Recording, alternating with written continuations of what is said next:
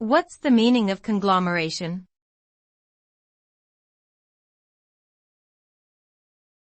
Conglomeration.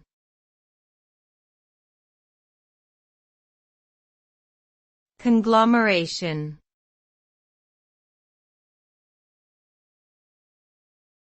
Conglomeration.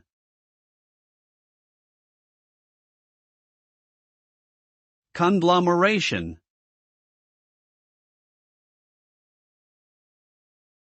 Conglomeration refers to the process of combining different parts or elements into a larger whole, often resulting in a complex and heterogeneous entity.